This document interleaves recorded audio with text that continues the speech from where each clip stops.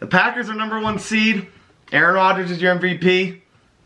The road to the Super Bowl goes through Lambeau Field. I think we can all agree that we can drink on that. This team is so damn special. It's so special.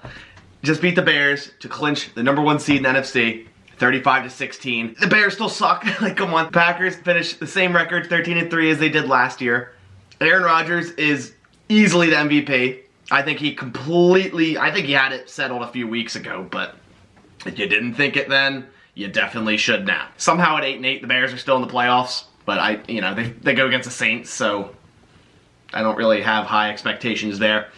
Cardinals just needed to win for the Bears to get knocked out if we had beat them like we did, but Kyler Murray got hurt. Bears got super lucky there. So Aaron Rodgers finished the first half with a perfect passer rating and no incompletions.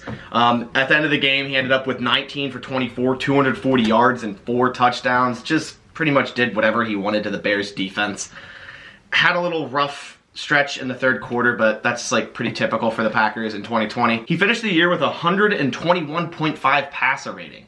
That's second all time to Aaron Rodgers, who also finished with a 122.5 in 2011. So he holds both those, #1 and #2, in terms of passer rating for a year in history. Just, this guy is insane, and I'm so at a loss for words of how great Aaron Rodgers is. So Aaron Jones kind of started a little rough. It seems like they were running a lot of toss plays, which just wasn't working. Danny Trevathan was just attacking the outside, and it just really wasn't working. In the Packers' favor, Roquan Smith did get hurt and then left the game. I don't think he returned. That definitely helped them out in terms of the run game and going across the middle. Jones finished with 11 for 42. That's 3.8 average, so again, not that great. He did pretty decent in the receiving game as well with 43 yards on 4 catches. He definitely came alive late. That last drive, one of the Packers' last drives to really, put a dagger into the Bears defense. They threw a couple orbit screens to him on the outside. Wonderful blocking by Daphne, and I think it was EQ on the outside there. So just all around, Aaron Jones didn't have a great game, but he also, did what he needed to do. So here's the thing I said pretty much all year. You live by MVS and you die by MVS. 72-yard touchdown early, completely burnt Danny Trevathan. I don't even understand why you'd put Danny Trevathan on arguably the fastest Packers player. I'm sorry, Chuck Pagano, but I just I don't get that. You can do that all you want. And then, of course, followed by another deep ball, which is an absolute beauty by Aaron Rodgers, put right on the money in stride. It was going to be another long touchdown, probably put the game away already at that point. And he tried to body catch it, and he dropped it. That's one thing that just kind of keeps going wrong with MVS, is all his drops can be stemmed back to him trying to body catch it, which is not correct. You need to use your hands and secure the ball. And you could tell on the one touchdown for the 72-yarder, he did exactly that. So he just needs to shore that up. I still believe in MVS. I still believe that he has the talent to succeed and really help this offense in the playoffs. For the other receivers, Davante Adams finished with 6 for 46 and a touchdown, so not a crazy game, but I mean, in terms of this year, Davante Adams, he missed 2.5 games and he finished with 18 touchdowns, tying Sterling Sharp for the Packers record in touchdowns, 115 receptions on the year, beating the Packers record, Sterling Sharp. Davante Adams is probably had the greatest Packers wide receiver season of all time, and that's so wild to say. I mean, at this rate, is Davante Adams the offensive player of the year as well? I'd say it's a toss-up between him and Derrick Henry, because Derrick Henry, I think, got over 2,000 yards. Just ridiculous season by him as well. So, I mean, obviously, Aaron's going to get the MVP. I think it would be pretty great to see Tay get the offensive player of the year, but I'm not going to be mad if he doesn't. I think he does deserve it, but I'm also biased. So if Derrick Henry got it, it is well deserved. Player that's actually been getting more snaps and snaps as the weeks go on is Dominique Daphne, and he has really impressed me, especially tonight.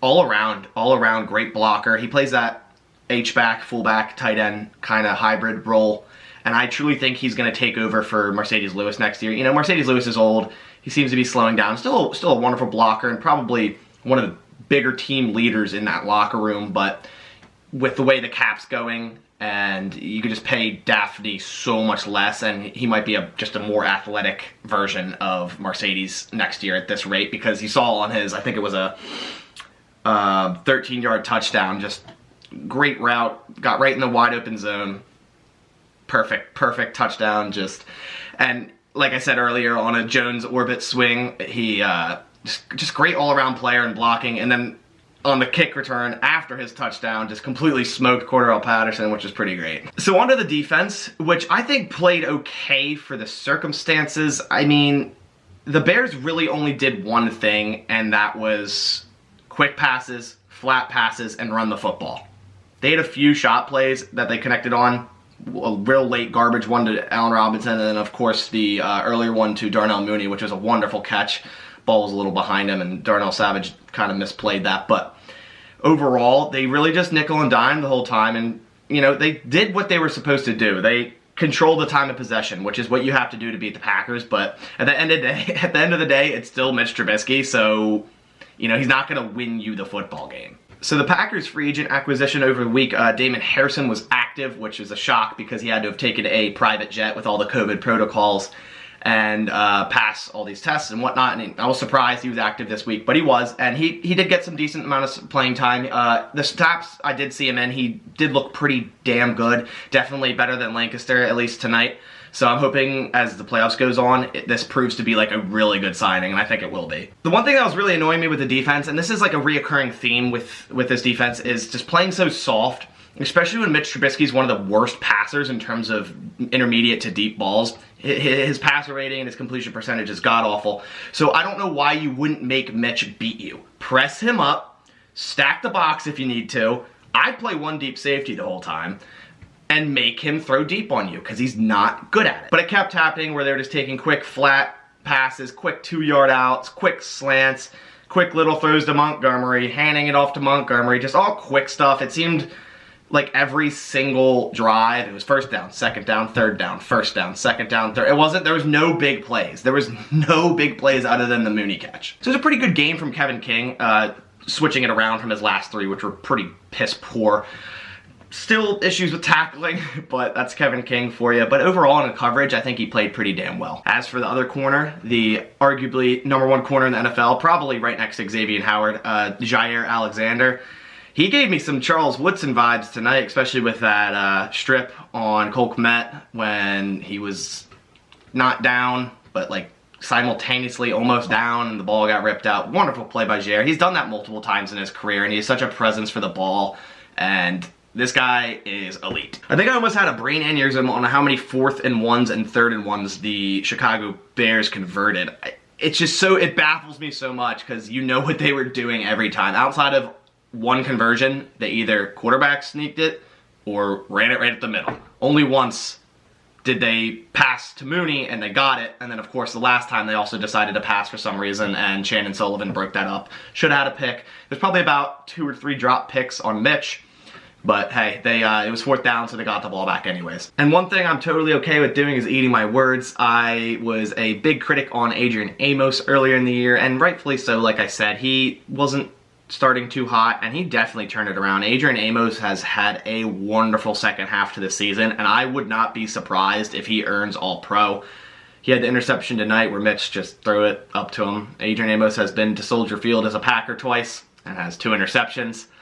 He's proved to be a very pivotal piece to our defensive backfield. The reports earlier were saying that the Bears are looking to maybe extend Mitch Trubisky. Please, please, sign him to $25-30 million a year. I would love that. This guy, he can't throw more than 10 yards accurately, consistently. When I watched the game tonight, it looked like they game planned like they had a backup quarterback that never played an NFL down. It looked like the game plan from earlier in the year that the Cowboys used when they had to use Ben DiNucci at quarterback. Like, it was that bad. Quick passes, like I said, little screens, little curls, little slants. You could tell they're just scared to let him try to throw intermediate to deep because he can't do it, and he consistently turns over the ball when he tries to. So in that case, yes, please re-sign Mitch Trubisky. I would love for the Chicago Bears to re-sign Mitch Trubisky. So again, here we are talking about the not so special teams. Just a really weird opening kickoff. I don't know why you don't just kick it out of the back of the end zone when you're playing Cordell Patterson, you know, one of the better returners in history. Just, I know it's windy in Chicago, but try to get that shit out of the back of the end zone, because the first one, it landed about the 1 yard line. I thought he touched it before he went out of bounds, but they ruled otherwise, so then, of course, it's a penalty. You know, you've obviously seen Ty Montgomery and Randall Cobb do that in the past, where they receive the ball while being out of bounds. It counts as the ball going out of bounds, so you naturally get it moved up to the 40-yard line. You know, whatever. Just special teams all around, man. Outside of Mason Crosby, it's pretty much hot garbage. You know, J.K. Scott has been shaky at best. The return game has been horrible. I cringe every time I see a returner take it out of the end zone. I just feel like there's going to be a fumble. And of course, there was a fumble tonight with Tavon Austin. He's had fumble issues with Dallas, but, you know, I didn't really expect him to fumble, but it didn't shock me because how bad this special teams is for this Green Bay team. And I'm really, really hoping it doesn't come to bite them in the ass in the playoffs. But hey, enough of the negative shit.